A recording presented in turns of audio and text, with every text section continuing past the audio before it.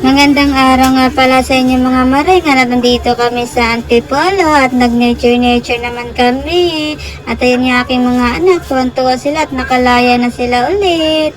Ayun nga, sobrang happy ng mga bata dahil nakapunta sila sa ganitong lugar na hindi nila nakikita sa city. Ayan nga, nagpa-park kami dyan at ayun yung mga kasama namin. Nagbababa na sila ng mga gamit at bibit-bitin na papunta sa aming pupuntahan. Ayan nga sila, busy. O, diba? Parang may meeting Charot. Ayan nga sila, naghahanap na sila ng kanilang bibit-bitin, kung ano ang kanilang bibit-bitin.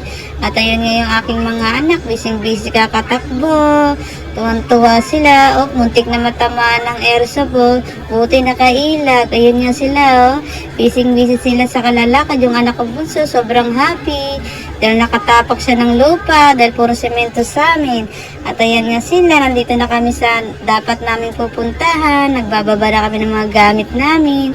At napagod kami maglakad dahil tumawid pa kami ng 3 beses ng ilog. Ayan nga ang ganda ng place, ang sarap. Ang sarap ng gantong ambience. O, diba? Tamang luto muna kami ng aming almusal. Ayan nga, ininit na namin yung adobo. Ang toyo ng asawa mo, always yan.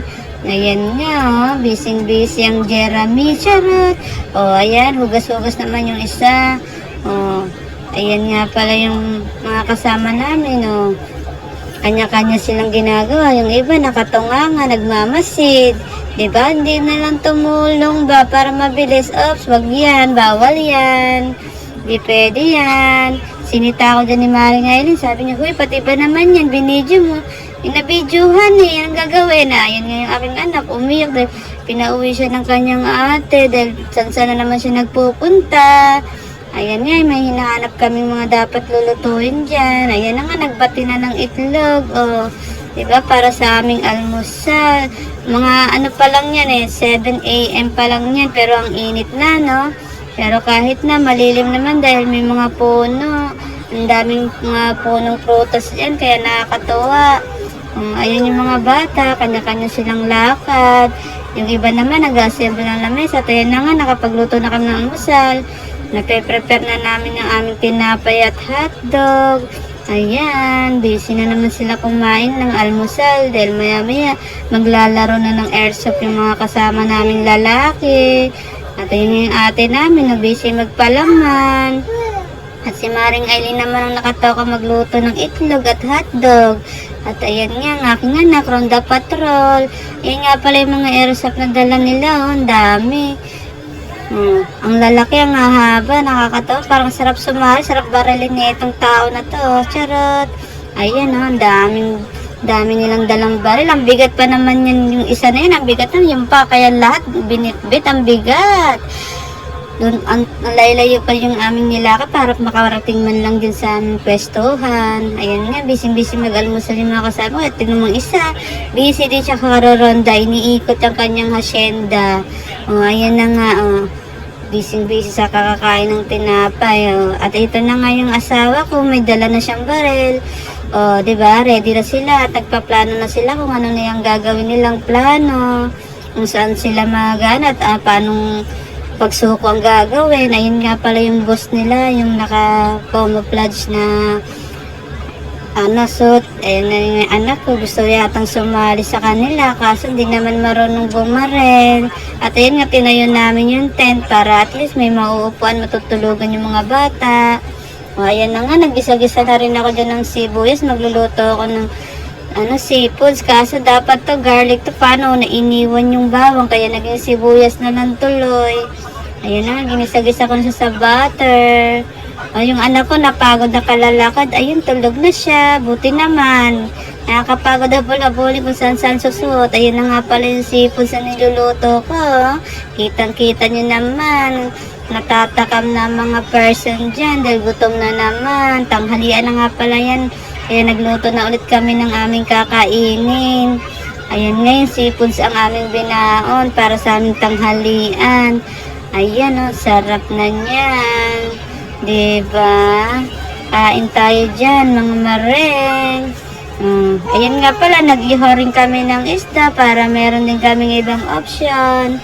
Ayun nga pala si Tararet, tawa ng tawa, oh, parang happy palagi Yung si Madam, oh, busy. Busy magmasid sa aming ginagawa. Panaysita lang yun sa amin At ayun na nga, piniprepare na namin ang aming boodle fight. Naglagpas na kami ng daan ng saging at ayun ang iba namin ilalatag. At ayun nga yung iba, nagtago dun. At si Maring Aileen, parang na-miss niyang tumagay kaso wala kaming dalang alak dyan. At ayun si Madam, tingnan mo, sita lang ng sita yan At ayan na nga, nape-prepare na ni Madam Ato yung pang-boodle fight namin. Para pagdating ng mga boys, kakainan lang sila.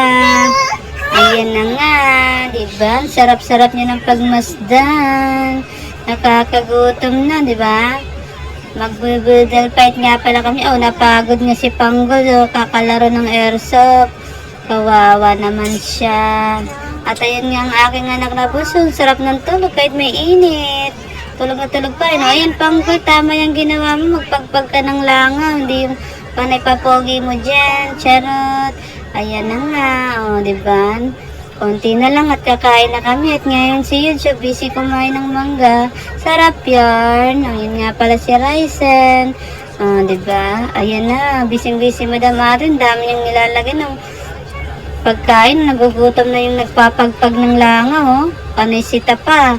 Tingnan mo, ano-ano sinasabi dyan. Kung ano-anong gustong iutos, puro utos lang yun At ayun na ngayon sa amin, nape-prepare na din, kakain na kami niyan maya-maya. Dahil sobrang gutom na rin. Kahit pala nasa gubat ka, talagang nakakagutom din Ayun na nga, kumakain na kami dyan. Laban-laban talo-talo na yan, mga mareng. Pag gusto niya, tara kain tayo. Diba? Mga naligo nga pala yan sa ilog, kaya basa sila. Tuwan-tuwa yung mga bata dahil nakaligo na naman sa ilog. Diba?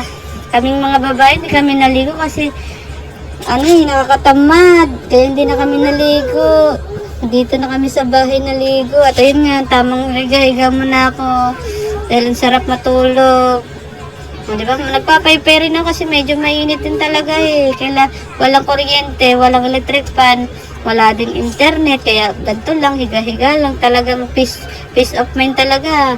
At ayun nga yung mga naliligong mga bata. Ayun, tuwan-tuwa yung anak kong bunso dahil nag-swimming na naman siya. At yung ate Heart namin, tsaka si Heron, si Freya, si Ryzen at si Yodge. Ayun sila, naliligo.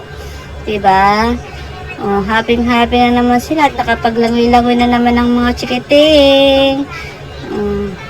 Sobrang init din ng panahon yan, kaya ang sarap talagang magbabad, kaya tuwan-tuwa yung mga batang maligo. Yung anak kong buso, nagpapalutang-lutang pa, kala mo talaga lumalangoy, yung pala gumagapang. Ang kulit talaga ng anak ko na yan, ang talinong mag-isip. Tayo na nga, diba, pasisid-sisid si Hero, tuwan-tuwa, Hinahanap niya yung isda dyan Yung anak ko bulso, muntik na makainom na naman ng tubig pagapang-gapang ba naman sa tubig. Yung asawa ko, hindi nakatingin sa anak niya. Tayo na nga, pauwi na pala kami dyan. Nasa biyahe na kami. Hindi na ako nakapag-video ng lumalakad kami dahil busy na kami. Dahil may kanya-kanya kamang dala. At ayun na nga, malapit na kami yan. Konting-konti na lang, makakauwi na lang. Ayan. Nakamotor nga pala kami dyan. Yung iba namin kasama, mga nakasasakyan. Kaya mas mabilis-bilis kaming, una kaming bumabiyahe sa kanila. Kasi sila nandun pa, natatraffic. Pero hinantay namin sila dapat dun sa hintayan namin. At ayan nga, kakaantay namin. Nag-food trip muna kami dito sa Ledgi. Tamang food trip muna dahil nagugutom na rin kami niyan. Kumain niya yung asawa ng kwekok sa akin, chicken skin, sarap. Diba? Sobrang init yung asawa ko, namumula na tiso yan. Dakas kumain, gutom na gutom, pre.